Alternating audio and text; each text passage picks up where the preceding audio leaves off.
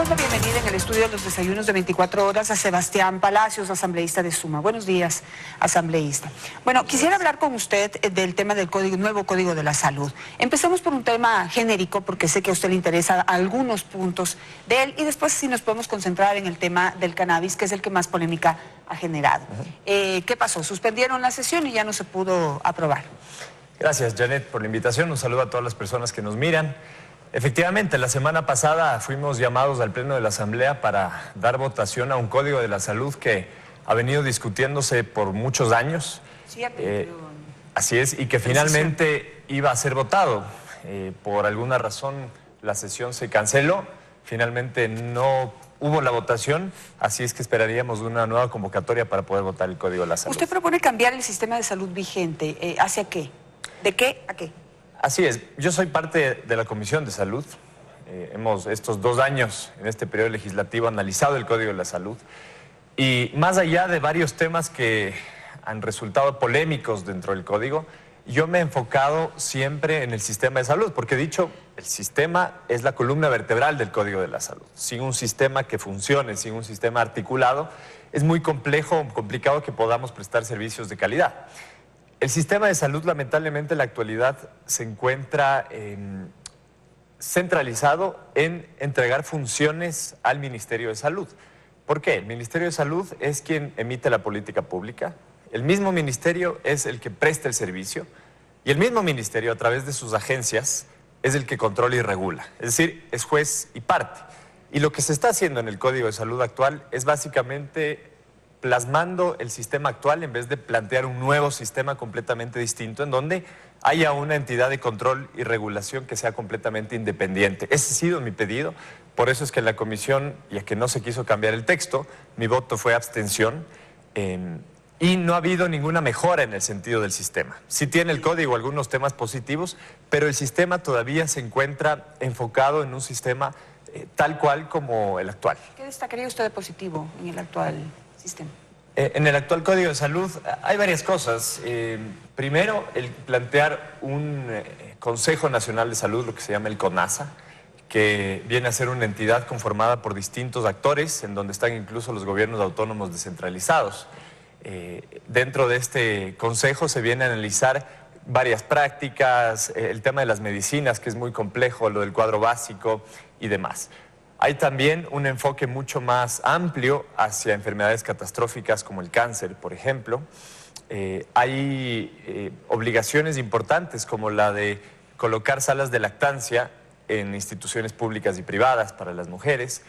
Yo he propuesto cosas interesantes como, por ejemplo, un etiquetado positivo en los alimentos, que no sea solamente un semáforo que restringe y prohíbe, sino que promueva los aspectos positivos de los alimentos y que también anime a realizar actividad física y deporte como una herramienta de prevención. Son algunos de los temas que plantean este código, pero insisto, el más importante, que es el sistema, no genera un cambio real, una transformación, que es lo que esperaríamos los ecuatorianos. Ahora, algo de lo que han dicho aquí los conocedores del sistema, de los sistemas de salud y que han realizado sugerencias es que se debe desarrollar la atención primaria, porque todos, digamos, hablando del sistema público, que es mejor que el sistema del Seguro Social, pero que todavía necesita mejoras, digamos, tenemos todavía la costumbre de, si venimos de provincia o de distintos puntos de la ciudad, todos vamos a los principales hospitales de la ciudad, citémoslo así, cuando podríamos primero asistir a distintos centros de atención primaria que podrían evacuar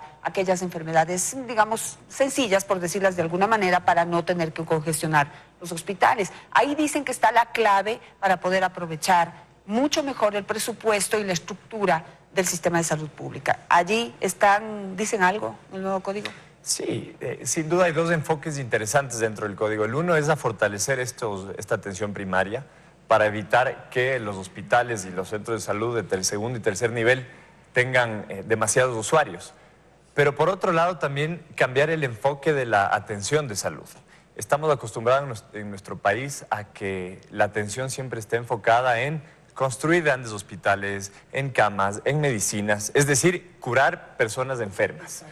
El enfoque tiene que cambiar hacia prevenir que las personas se enfermen.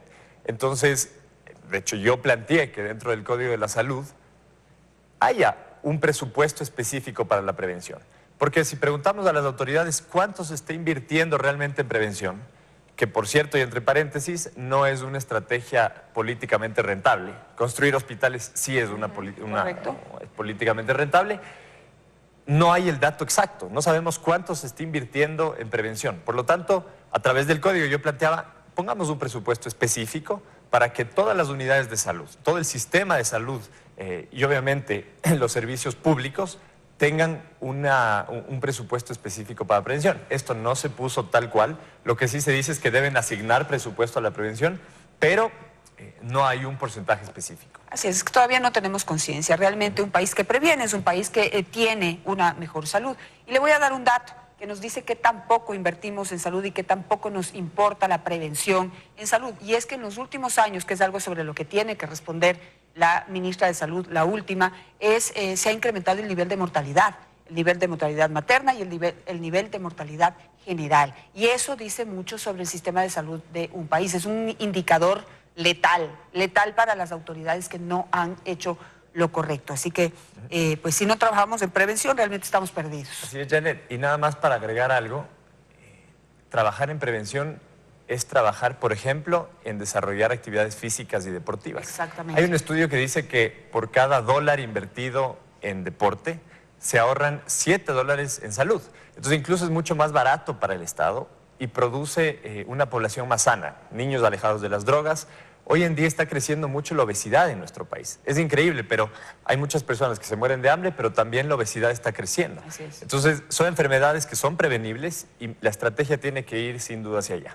Ahora, el otro tema es parte de la prevención y también del tratamiento de enfermedades es uno de los temas polémicos y es poder usar el cannabis como una fuente de producción de medicinas alternativas para la gente, sobre todo la que sufre dolor y también aquella que sufre enfermedades catastróficas como el cáncer, que se come un presupuesto importantísimo de la salud en nuestro país. ¿Qué es lo que está pasando dentro de la Asamblea Nacional? Porque se está diciendo que no podemos producir la planta, el cáñamo, que no es una sustancia que no produce la droga, la marihuana, sino que es esta sustancia alternativa con la que se pueden desarrollar distintas industrias, incluida la medicinal. Sí, lamentablemente hay mucho desconocimiento, no solo en la Asamblea, sino en la sociedad en general, en cuanto a los beneficios terapéuticos del cannabis o de como le dicen, el primo hermano, que es el cáñamo. Dentro de la comisión nosotros recibimos a muchísimos pacientes de enfermedades raras, catastróficas, huérfanas, personas con cáncer, personas con tuberculosis, con Parkinson, que han visto en la única alternativa paliativa, porque eso sí, no podemos mentir, no es que el cannabis cura, pero sí es una herramienta paliativa para reducir el dolor, por ejemplo. Entonces han visto en la única alternativa esto, el cannabis medicinal, que es algo que ya existe en nuestro país, que la gente ya lo utiliza, pero lamentablemente el acceso es complejo porque es demasiado caro. ¿Por qué? Porque no hay las leyes ni las normas que permitan la importación, ni tampoco la producción. Dentro de la comisión lo que se acordó, y de hecho hubo un voto unánime hacia eso, es que se permita desde la siembra, la cosecha, el cultivo y también la importación. Muchos asambleístas pusieron su posición en contra, que el texto quede así. Entiendo que la gran mayoría de la asamblea se opuso a aquello. Y finalmente lo que va a quedar dentro del código, de hecho en el texto final que nos han pasado, que es el que se sometería a votación, solamente queda la importación. Ya no la siembra, el cultivo, la cosecha, solamente se permitirá la importación y habrá que hacer una normativa específica para eso. ¿Quién lidera esta posición y cuál es el argumento principal que exponen para poder oponerse a la producción de cannabis en el Ecuador? Mire, dentro de la comisión, como le digo, Janet, tuvimos una votación unánime dentro del libro que habla sobre el tema del cannabis para uso medicinal. Han habido otras reuniones en las que nosotros no hemos sido parte, en la que se ha planteado esta preocupación.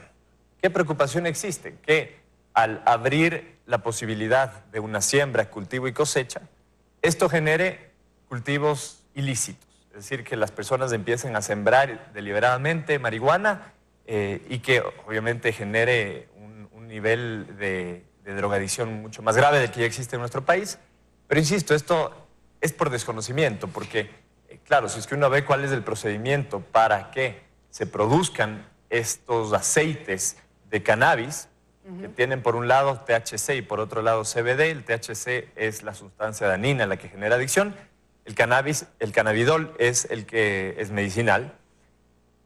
Es completamente específico, es completamente especial y no cualquier persona lo puede hacer. Entonces, la idea era que puedan existir licencias, que haya un control exhaustivo por parte, sí, de la autoridad, que sería el Ministerio de Salud, pero en coordinación con el Ministerio del Interior, con el Ministerio de Agricultura, para que haya un control sobre esto. Control que, por cierto, hoy en día no hay. Hoy en día no hay la norma, no es legal el cannabis medicinal. ¿Hay un control? No. Por lo tanto, debía haber un control. Así es como se estaba pensando el texto. Finalmente, lo que entendemos del texto final que nos ha llegado es que se ha quitado eso y solamente queda la importación. Ahora, es decir, que no están informados ni tampoco entienden que hay dos tipos de planta. El cáñamo, que es el que, como usted acaba de decir, que no tiene la sustancia psicotrópica, y la marihuana, que es la que es usada para uso recreacional, como dicen, o para drogarse. ¿Sí? No entienden entonces eso, no entienden la diferencia. Sí, y yo creo que ha faltado instruirse, ha faltado un poco más de información. Sin embargo, yo sí diría que el hecho que se incluya la importación ya es un avance. Porque actualmente en el país no hay normativa para importar esta medicina, el cannabis de uso terapéutico, y lo que hacen las personas es pedir a familiares que viajan que traigan, o se está también armando un mercado negro a partir del contrabando, que hace que los precios sean muy altos y que la accesibilidad sea compleja. Entonces, el hecho que se pueda importar, que ya vaya a haber una normativa para poder importar, es un paso, parece que es un paso importante, y después deberemos dar los siguientes pasos, ¿no? Ahora, en esto y me voy a permitir hacer una crítica, si es que están pensando en que no van a poder controlar la producción ilegal del otro tipo de planta, que es la marihuana, entonces están reconociendo su ineptitud para poder cumplir con su labor como autoridades, tanto desde la Asamblea Nacional como desde las autoridades que ya tendrían que ejercer el control efectivo de la producción personal de esta planta o de grandes plantaciones que se dedican a producir marihuana. Y eso es fatal. ¿Cómo puede ser que las autoridades de antemano ya prefieran no hacerlo porque no van a poder controlar, porque es lo que estarían reconociendo? Sí, son las autoridades de control realmente las que tienen esa labor. Claro, pero si la Asamblea ya de entrada dice no, es que no van a poder controlar, entonces ¿en qué clase de país vivimos? Y bueno, y lo que hay que ver además es que el hecho de que se pueda permitir, digamos, un sembrío de cannabis o de cáñamo de uso medicinal, no quiere decir entonces que todo el mundo va a empezar a sembrar. Claro. No sé si me explico. Es decir, hoy en día no existe el control. Cualquier persona, si es que quiere incumplir con la ley, podría sembrar. Cualquier persona lo podría hacer. El momento en que se plasme ya en una normativa, más bien lo que eso generaría es que vaya a haber control, que se establezcan todas las herramientas necesarias para que exista ese control. Entonces, para mí, habría el efecto contrario. Sin embargo, como he dicho, la gran mayoría ha pensado que esto podría generar que haya plantaciones ilícitas, y finalmente en el texto se ha removido todo lo que tiene que ver con sembrío, con cultivo y con cosecha. Ahora, la desinformación es de tal nivel que aquí va el problema mayor, y es que en el Ecuador ya existe una ley y un reglamento que pues regula la producción de plantas como el cannabis, y que está vigente, una ley y un reglamento, tiene un nombre pomposísimo como todo lo que hace la Asamblea Nacional. Ley Orgánica de Prevención Integral del Fenómeno Socioeconómico de las Drogas, de Regulación y Control de Uso de Sustancias Sujetas a Fiscalización. Es decir, están armando problema por algo que ya existe. Y me preocupa que no sepan que ya existe. ¿Usted sabía que esta ley ya existe? Claro, esa es la que se le conoce como la ley de drogas en el país, un nombre más sencillo. En esta ley, como usted bien lo dice, Janet, se habla de las sustancias sujetas a fiscalización. Hay muchos medicamentos ya en el país que son sujetos a fiscalización porque tienen algunas sustancias que pueden generar adicción. Ya existen en el mercado. El problema es que cuando hablábamos de cannabis, tú estás hablando de la planta de marihuana y por lo tanto puede haber un choque con ya la tabla de drogas, que es esto del consumo que genera las diferencias entre consumidores y entre microtraficantes. Entonces, al haber ese choque, por eso es que se planteaba un artículo específico dentro del Código de la Salud. Pero ¿por qué habría choque si estamos hablando de distintos tipos de planta? Ahí estaría usted colaborando en esta confusión sobre la producción de marihuana, y no estamos hablando de eso, estamos hablando de producción de cannabis o cáñamo. Lo que pasa es que el cannabis es marihuana, o sea, es la planta de la marihuana, y cuando se extrae quedan en estos aceites que yo le decía, que tienen en parte cannabidol, que es el cannabis como tal, y el THC, que es una parte también de la marihuana, pero esto se lo traduce en un aceite que es de uso medicinal. Entonces, por eso había esa confusión, porque de por sí las drogas son prohibidas en nuestro país, eso dice la ley de drogas, y por eso es que era importante dentro del Código de la Salud plantear ese artículo. Vamos a ver qué se decide finalmente y si es que hay los votos necesarios para el Código de la Salud también, para lo cual nosotros esperaríamos se pueda convocar lo antes posible, ¿no? Vale la pena seguir conversando sobre el tema porque yo entiendo que hay dos tipos de planta. Uno que es el cannabis, que no tiene THC o que tiene una cantidad mínima de THC. Ese es el cáñamo. Y la marihuana, que es la que tiene THC, que es la que produce este efecto recreacional o de drogadicción, o que puede causar adicción, digamos. Y lo que estamos aquí, lo que regula esta ley, sería la producción de cáñamo. Entonces, no sé dónde hay el choque. La producción del cáñamo como tal podría quedar enfocada dentro de la ley que usted dice, la ley de drogas, pero si es que hablamos de cannabis como tal o de marihuana, sí puede haber un choque, y por eso es que en el Código de la Salud se planteaba un texto específico para aquello. Ahora, hay muchas personas que dicen, bueno, ¿y qué pasa con el cáñamo? El cáñamo tiene niveles mínimos de THC. Desde mi punto de vista, al no ser mencionado dentro del Código de la Salud como algo prohibitivo, sería aplicado a la ley de drogas como tal. El cáñamo, que de hecho no es que las personas fuman cáñamo, ¿no? A diferencia así del cannabis y de la marihuana. Entonces, eso sí podría quedar enfocado dentro de la ley, más todo lo que tiene que ver con cannabis como tal, dentro del Código de la Salud, se ponía que se permitía, porque dentro de la ley de drogas se podía contradecir de alguna manera eso, bueno, al ser sí una droga y al ser sí algo que de no consumirlo adecuadamente puede generar daño, sin duda. Esta confusión y esta falta de información y este tema enredado que ahora lo estamos develando nuevamente está muy claro para todos aquellos quienes ya están produciendo cannabis en otros países del mundo. Quisiera que escuchemos lo que dijo Rodrigo Jarrín, un representante de una empresa que ya está sembrando cannabis en otros países del mundo. Él es ecuatoriano, pero representa a una empresa norteamericana. Miren lo que dice, sobre todo sobre la presencia ya en el Ecuador de esta ley. Ya existe una ley que justamente regula la siembra, el cultivo y la cosecha de cualquier planta sujeta a fiscalización, que es la ley, discúlpame, voy a leer porque es una ley un poco larga, es la Ley Orgánica de Prevención Integral del Fenómeno Socioeconómico de las Drogas y de Regulación y Control de Uso de Sustancias Sujetas a Fiscalización. Es algo que no entiendo, porque existe una ley y un reglamento, entonces tendríamos que aplicar la ley y el reglamento. Inclusive habían formularios que en la CTE, la Secretaría Técnica de Drogas, ya permitían justamente el tema de cómo tenemos que pedir las licencias para su cultivo. Entonces, los señores asambleístas del momento han decidido quitar del proyecto de ley del Código Orgánico de Salud el tema de la siembra, el cultivo y cosecha. Ahí está, un concepto mucho más claro. Ya había legislación y ahora, por esta confusión que tienen, lo que están es enredando más las cosas. Y Janet, realmente a quien se debería llamar y a quien se debería hacer la crítica es al presidente de la comisión, quien, según la ley de la función legislativa, es quien tiene la potestad de asumir las distintas observaciones y cambiar el texto, ¿no? Lo mismo al presidente de la Asamblea.